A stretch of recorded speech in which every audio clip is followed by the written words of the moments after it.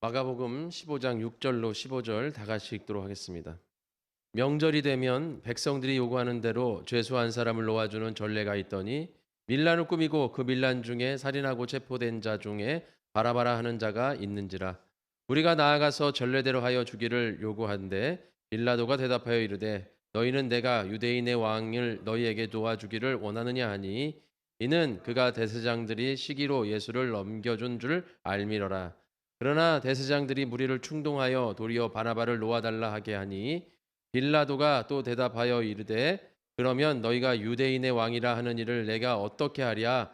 그들이 다시 소리 지르되 그를 십자가에 못 박게 하소서. 빌라도가 이르되 어찌 미냐 무슨 악한 일을 하였느냐 하니 더욱 소리 지르되 십자가에 못 박게 하소서 하는지라.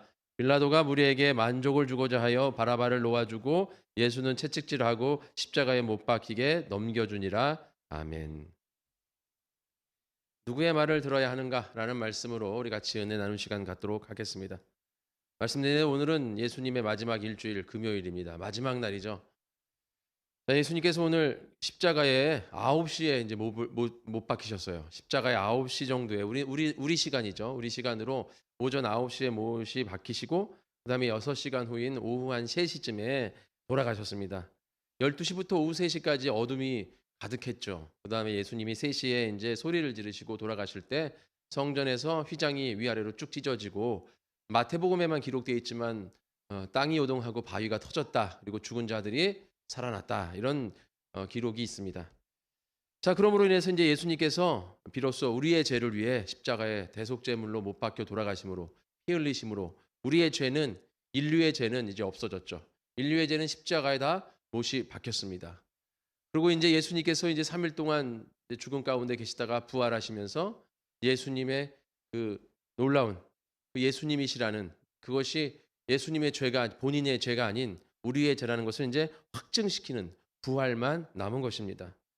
말씀드린 대로 목요일 날부터 금요일 날까지 쉬지 않고 쉴 새 없이 그냥 쭉 사건이 이어지면서 붙잡히시고 재판받으시고 그다음에 고통스러운 형벌로 채찍에 맞으시고 그다음에 마침내 십자가에 못 박히는 일까지 한 번에 그런 고통스러운 과정들 또 그 가정뿐만 아니라 3년 공생의 기간 동안 또 예수님께서 이 땅에 오셔서 30년을 사시는 그런 모든 삶의 그 고난과 역경들 그것이 왜 그런 일들을 이 땅에 오셔서 겪으신 것입니까?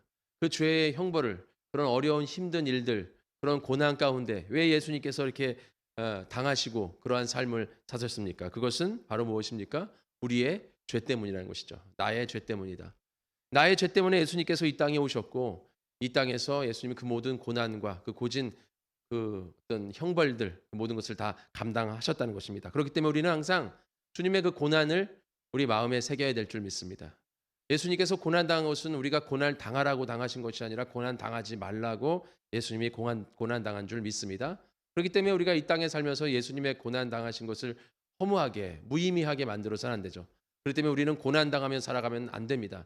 우리는 항상 하나님 앞에 감사하며 감사 안에서 기뻐하며 즐거워하며 나아가야 될 줄 믿습니다. 그러나 예수님께서 그러한 감사를 그러한 기쁨의 삶, 즐거움의 삶을 우리에게 주신 어떻게 주셨는지에 대해서는 항상 우리가 그것을 잊지 않아야 됩니다. 그것이 바로 이 고난 주간에 우리가 깨달아야 될 일인 것이죠. 우리가 이렇게 기쁨을 누리고 즐거움을 누리고 주님 앞에 이렇게 당당히 앞으로 나아갈 수 있는 것은 예수님의 그 고난과 고통 그리고 그 예수님의 십자가의 죽으심이 있기 때문에 우리가 이와 같이 아무런 꺼리낌 없이 주님 앞에 나아갈 수 있는 것입니다. 예수님이 돌아가셨을 때 성전에서 휘장이 쭉 찢어짐으로 말미암아 그 휘장은 무엇입니까? 인간과 하나님과의 사이의 벽이에요.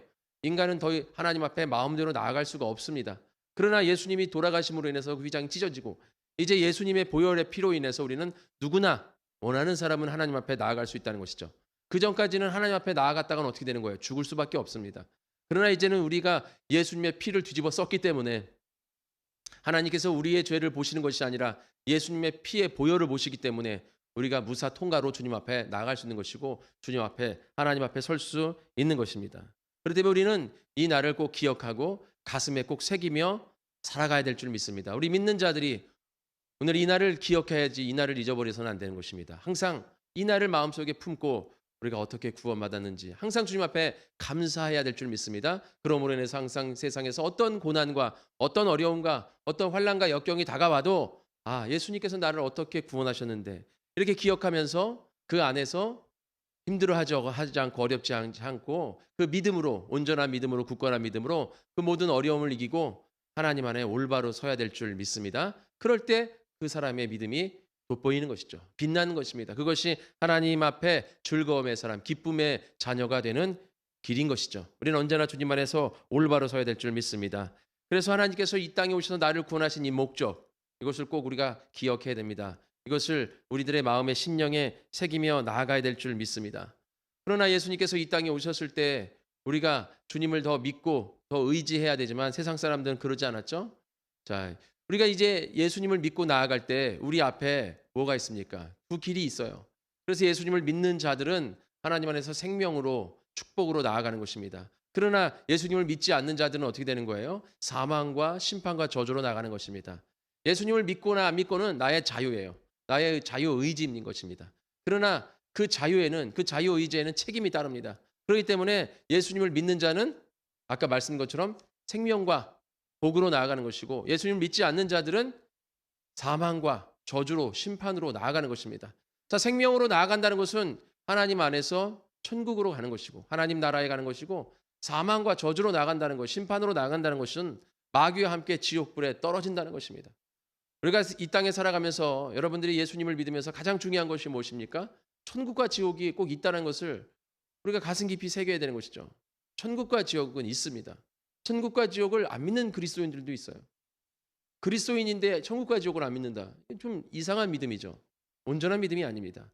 우리는 이 땅에 살면서 항상 천국과 지옥이 있다는 것을 우리 가슴 깊이 새겨야 됩니다. 천국이 있고 지옥이 있습니다.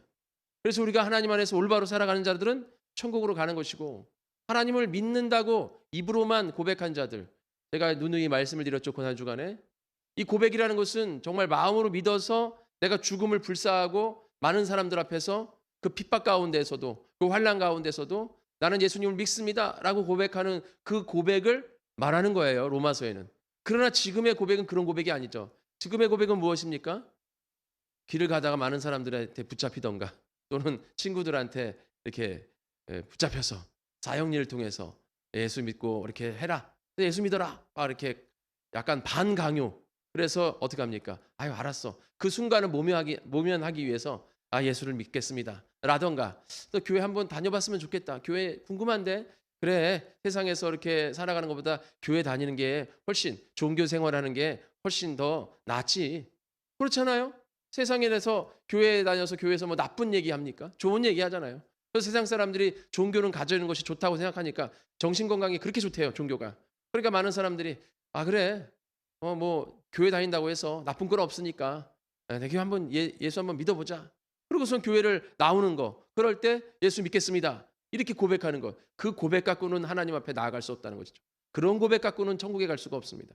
그 고백은 뭐라고 그랬어요? 이제 믿겠다는 시작이에요. 말씀드린 대로 난 이제 공부하겠습니다. 일을 하겠습니다. 네, 이제 내가 뭐 학원 등록해서 운동을 하겠습니다. 이런 시작에 불과한 거예요. 이제 온전한 믿음으로 나아가서 마음으로 믿는 그 단계까지 우리가 올라가야 됩니다. 그래서 로마서에는 마음으로 믿어 의에 이르고 입으로 신하여 구원을 이룬다 이렇게 되어 있지만 지금 우리 현대를 살아가는 그리스도인들은 거꾸로 해야 돼요. 입으로 시인하고 이제 마음으로 믿는 단계로 나아가야 됩니다. 근데 그것을 우리가 정말 그냥 마음으로 믿고 입으로 시인하는 그 입으로 시인하는 게 마지막에 구원을 이룬다 그러니까 입으로 시인하는 것만 자꾸 시키는 거예요. 그러니까 입으로 시인했으니까 구원 받았다 이렇게 얘기해 버리는 거예요. 그건 안 됩니다. 그런 입으로 시인하는 그런 구원 가지고는 예수님을 만날 수가 없어요. 천국에 갈 수 없습니다. 이제 그런 사람들은 죽어가지고 땅을 치며 통곡하며 후회할 날이 올 겁니다. 왜냐하면 내가 지금 예수를 믿는 줄 알았는데 믿은 게 아니거든요. 종교 생활한 거 이게 교회 다닌 거지 예수를 믿은 게 아닙니다. 예수를 믿는다는 것은 마음으로 주님을 믿고 나아가야 됩니다. 진정한 온전한 믿음으로 세워져야 됩니다. 예수님께서 이 땅에 오신 이유를 우리 마음의 심령에 확실히 새겨야 됩니다. 교회만 다닌다고 해서 교회 와서 무슨 일한다고 해서 그 사람이 그리스도인이라고 말할 수 없는 거예요. 그건 그냥 종교인이죠. 교인입니다. 이 땅 가운데 지금 현대를 살아가는 사람들 중에 그런 사람들이 너무나 많이 있습니다. 사도행전 8장 4절에 보면 스데반이 죽고 나서 많은 사람들이 핍박이 오기 때문에 각지로 흩어졌다 그랬어요.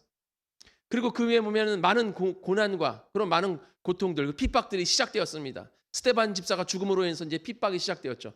그래서 아직 변화되지 못한 사울이죠. 사울이 각 집을 들어가면서 남녀를 불문하고 막 잡아다가 감옥에 가뒀다 그랬어요. 근데 그리스도인들을 색출하기 시작했다는 것이죠.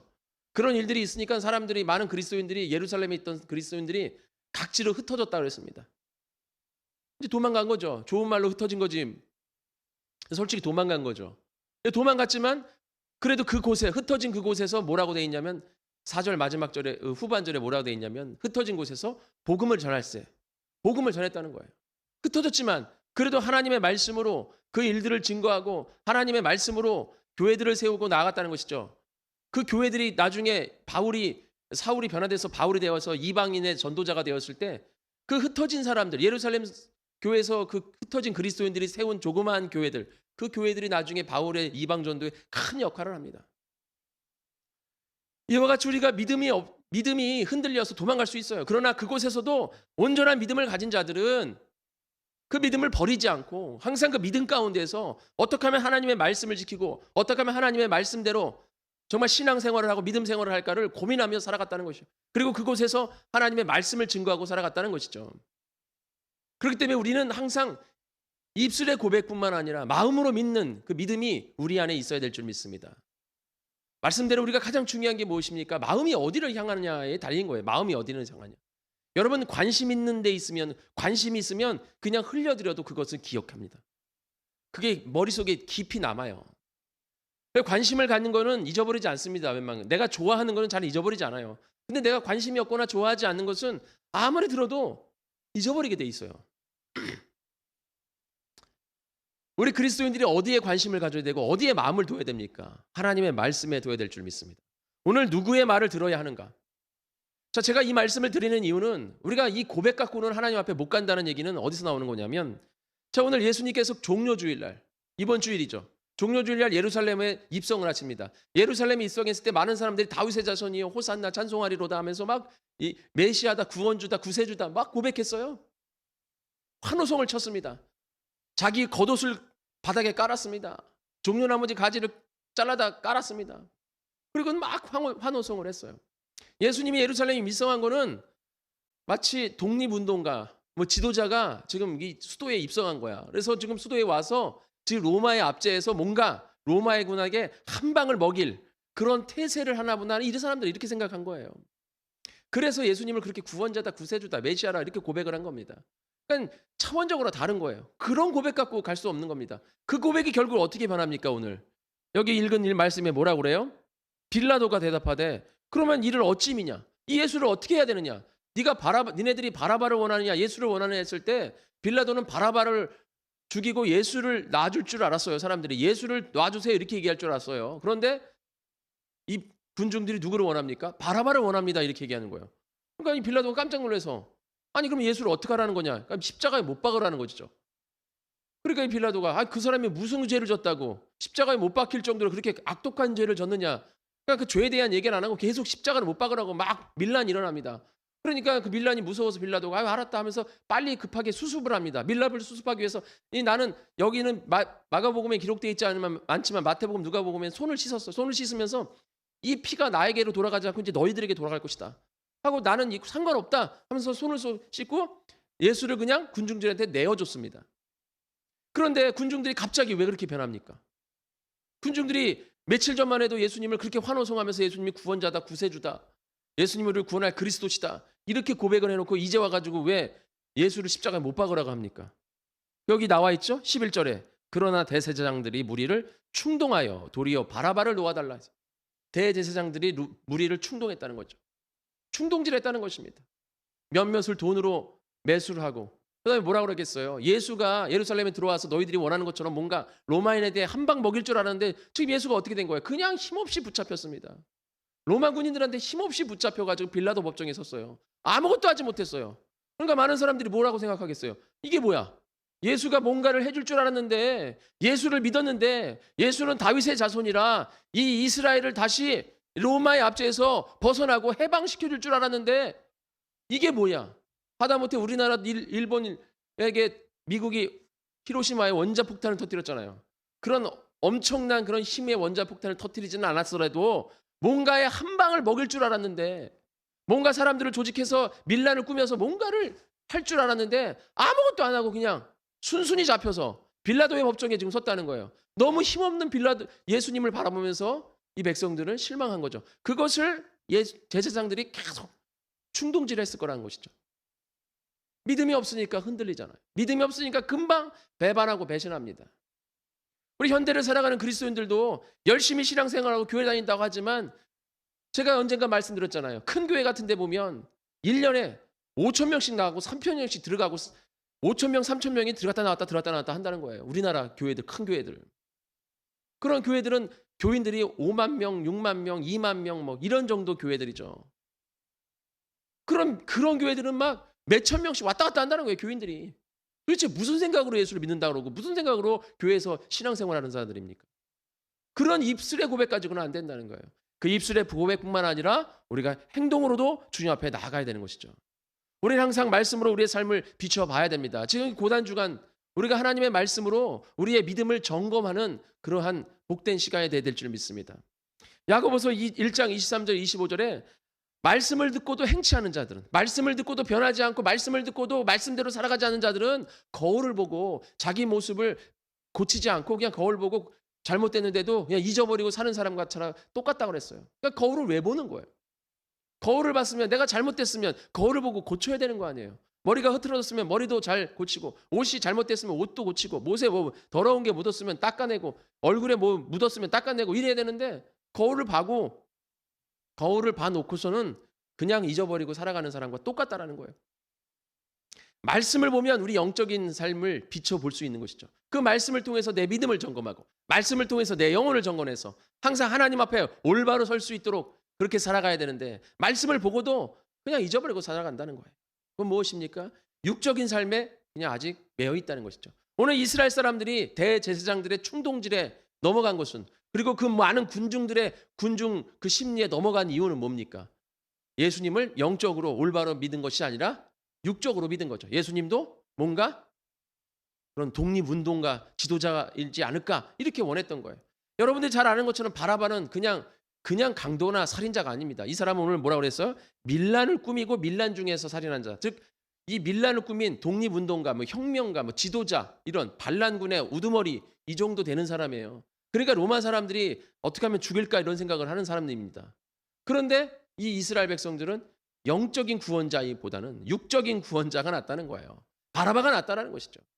그래서 바라바를 달라고 하는 것입니다.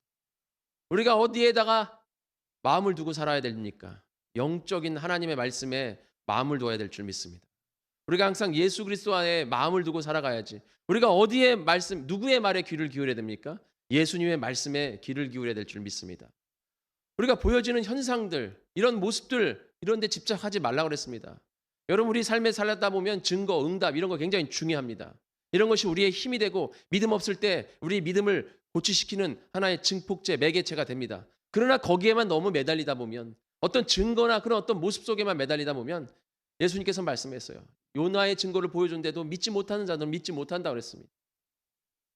오늘 이 사람들이 너무나 보여지는 것에 급급했다는 것이죠. 예수님께서 뭔가 큰 이적과 기적을 로마인들에게 보여줄 거라고 생각을 한 거예요. 엘리야가 불을 내리듯이 예수님도 뭔가 불을 내려서 뭔가 큰 이적들을 보여줄 거라고 생각했던 거죠. 그러나 예수님의 목적은 그게 아닙니다. 본인이 죽으심으로 우리를 죄에서 구원하신 게 목적인 것이죠. 전혀 다른 삶입니다.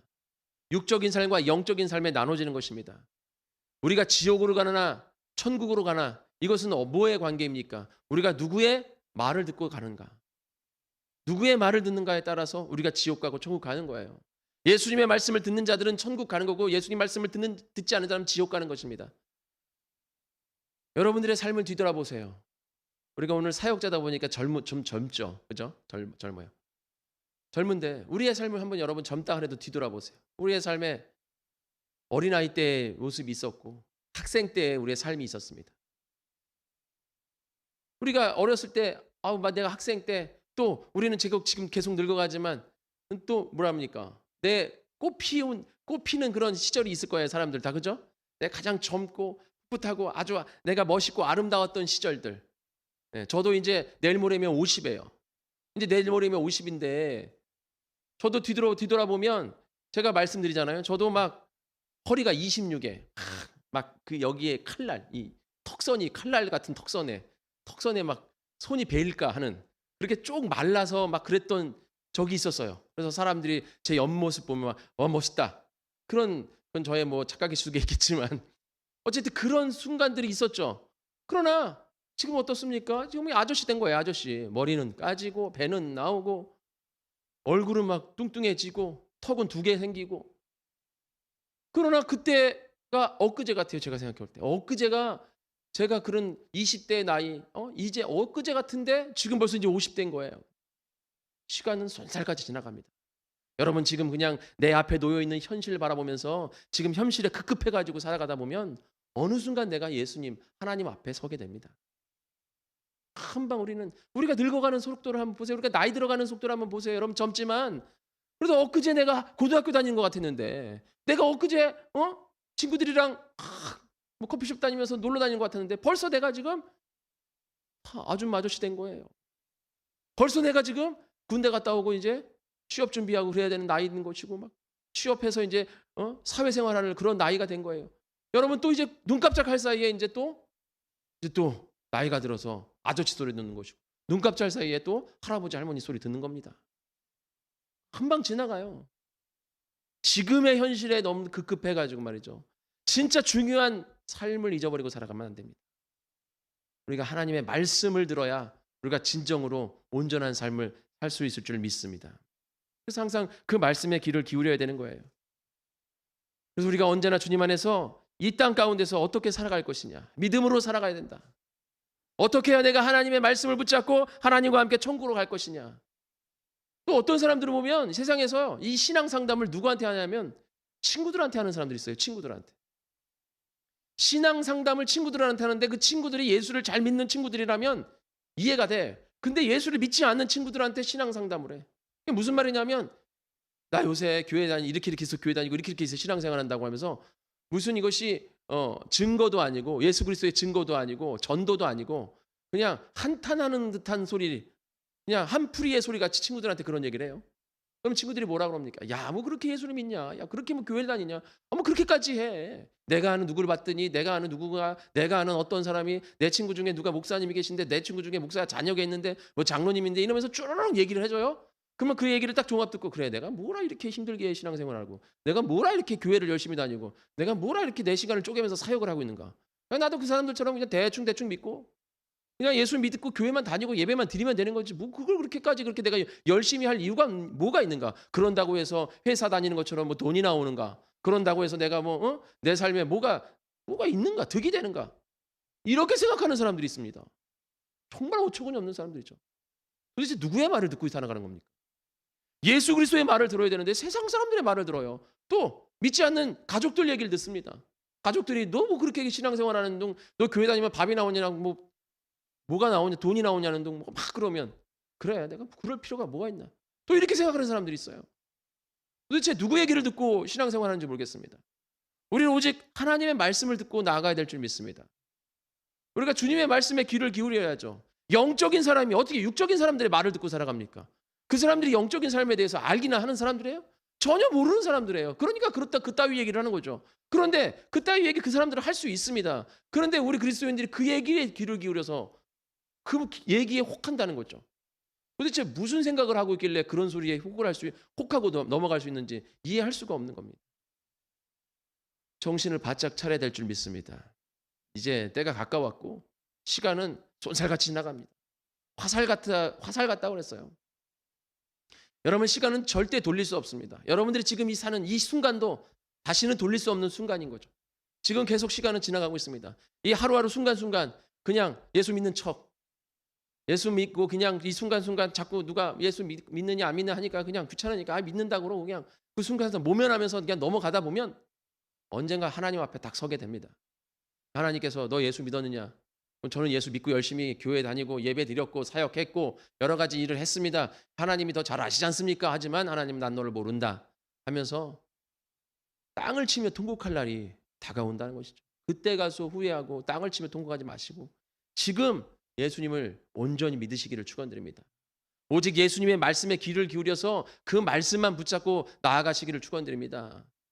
하나님 앞에서는 우리가 더 열심히 나가면 나갔지 뭐 내가 필요 이상으로 주님을 믿고 신앙생활을 한다는 그런 말은 있을 수가 없는 것입니다. 오히려 더 어떻게 보면 더 어떻게 열심히 더 주님 앞에 나아갈 수 있을까? 내 시간을 어떻게 더 쪼개서 주님 앞에 나아갈 수 있을까? 내가 어떻게 하면 더 주님 앞에 사역하고 예배드리고 더 헌신할 수 있을까? 내가 어떻게 주님의 말씀을 내 마음에 품고 살아갈 수 있을까? 이 고민이 바로 주님을 믿는 자들의 고민인 것입니다. 만약에 여러분들의 고민 속에 아직도 여러분들 마음 속에 내가 지금 너무 이렇게 교회 열심히 다니는 거 아니야? 내가 뭐 이렇게 교회 이렇게 다닐 필요가 있는가? 이런 마음이 여러분들 안에 그런 혼란과 그런 갈등이 여러분들 안에 있으면 이 시간에 회개하시기를 바랍니다. 예수님께서 이 땅에 오셔서 어떻게 여러분을 구원하셨는데 아직까지도 그런 혼란 속에 혼돈 속에 그런 갈등 속에 살아간다면 그것은 아직도 온전한 믿음으로 가지 못한다는 것이죠. 주님 앞에 올바로 서시기를 축원드립니다. 지금 코로나의 시대 정말 힘들고 어려운 시대입니다. 아까도 말씀한 것처럼 사도행전에서 그 많은 그리스도인들이 사도 바울의 핍박, 그때는 바울이 아니죠. 사울의 핍박 속에서 유대인들의 핍박 속에서 다 흩어져 도망갔습니다. 도망갈 수밖에 없었어요. 그러나 도망가면서도 그곳에서 어떻게 하면 예수님을 믿을까? 어떻게 하면 예수님을 더 믿고 나아갈 수 있을까? 예배드릴 수 있을까? 어떻게 하면 예수님을 증거할 수 있을까를 고민했습니다. 지금 코로나의 시대에 우리가 지금 예배드리기 힘든 그런 시대에 살고 있죠. 정부에서는 이 코로나의 사태를 교회에다가 전가시키고 이 교회에다 다 덤태기 씌우려고 하는 그러한 음모를 지금 하고 있죠. 그래서 지금 뭐 국무총리인 사람이 나와가지고서는 코로나 걸린 사람들의 절반이 교회 사람이다 이런 얘기는 하고 앉았고 그래서 교회 협의체에서 이제 막 이제 따졌어요 그 총리한테. 그랬더니 그때서 하는 소리가 7월 13일부터 3일간 동안의 그런 통계 자료일 뿐이지 전체적인 통계 자료는 아니었는데 잘못된 보도다 이렇게 얘기를 했어요. 그래서 또 그쪽에서 그 3일을 또 해봤더니 그것도 거짓말이에요. 그 3일 동안에 결국 18%인가 밖에 없었어요. 이게 교회에서 지금 이 코로나 전체 우리나라에서 여지껏 역대로 걸린 거 퍼센트를 따지면 우리 교회가 이 종교에 관련된 기독교, 불교, 천주교 다 해가지고 20% 정도 됩니다. 거기다가 그 불교, 천주교 빼고 막 이단들, 그러니까 교회 관련된 세상에서 말하는 이단들까지 다 합쳐서 불교나 이런 거 빼고 이 교회 관련된 거 따지면 18%인가? 한 몇 프로 된다는 거예요. 그런데 우리 순수하게 교회, 천주교 빼고 이단들 빼고 교회만 따지면 한 8%. 거기서 순수하게 예배드려서 걸린 코로나는 2%도 안 돼요. 예배드려가지고 순수하게 걸린 코로나는 2%도 안 됩니다. 지금 우리나라 전체 코로나에. 근데 뭐 코로나 절반이 교회에서 걸린 것처럼 지금 교회를 혐오스러운 시설로 만들고 무슨 교회 때문에 코로나가 퍼지는 것처럼 지금 막 정부에서는 그렇게 음해 세력을 하고 언론에서나 또 여론들을 그렇게 조작하고 있어요. 그래서 교회가 지금 위축되고 예배가 위축되고 있습니다.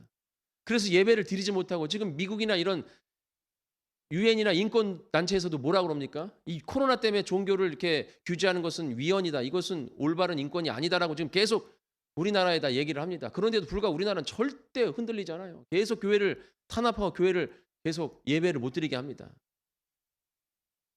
그래서 지금 우리가 지금 핍박받는 거예요. 지금 핍박받는. 이 핍박의 시대예요. 핍박의 시대에 우리가 예배드리지 못하고 온라인으로 예배드리고 교회에 마음 놓고 예배 나오지 못합니다. 그럼에도 불구하고 우리가 그곳에서 어떻게 됩니까? 아까 말씀하신 사도행전 8장에 나온 그리스도인들처럼 있는 그곳에서 어떻게 하면 예배드릴까? 어떻게 하면 하나님 앞에 말씀을 듣고 나아갈 수 있을까? 어떻게 하면 내가 예수님을 증거하고 증인의 삶을 살까? 정말 몸부림쳐야 될 줄 믿습니다. 우리 성원교회 성도님들이 지금 코로나라고 어이구 잘 됐다. 그냥 교회 안 가니 얼마나 편한가? 그냥 집에서 누워가지고 그냥 온라인으로 그냥 예배드리다가 그냥 바쁘면 드리지 못하고 그냥 그렇게 드리자. 이런 마음으로 예배드린다면 그것은 진정한 믿음의 사람이 아니라는 것이죠.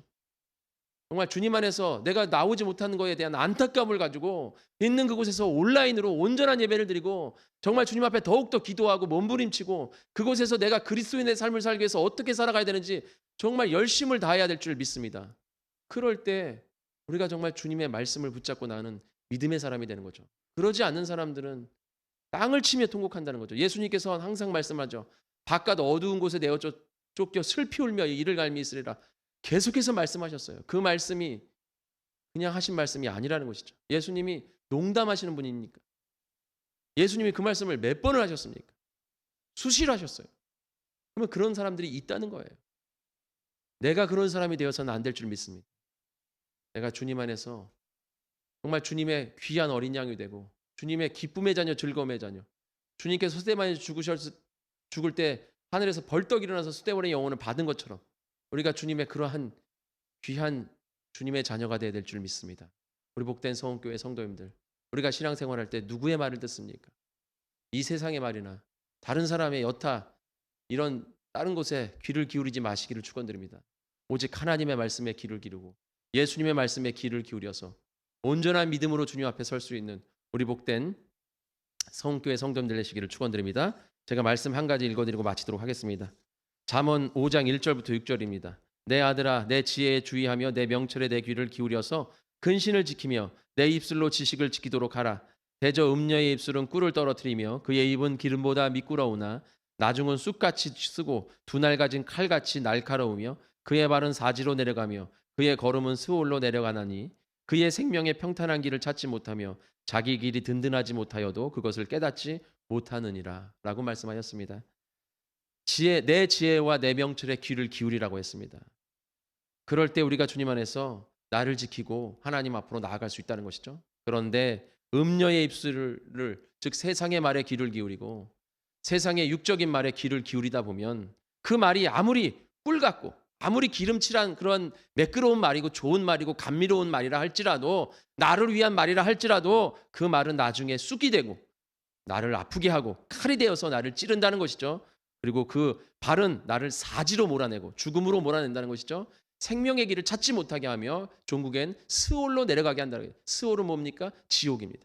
지옥으로 내려가게 한다는 것입니다. 여러분 정말 우리가 이 세상에서 하나님의 말씀에 귀를 기울여서 생명의 길을 찾고 생명의 길로 나아가시기를 축원드립니다. 항상 주님의 말을 우리 마음속에 새기며 나아갈 수 있는 복된 우리 성원교회 성도들 되시기를 축원드립니다. 우리 다 같이 시간에 기도하겠습니다.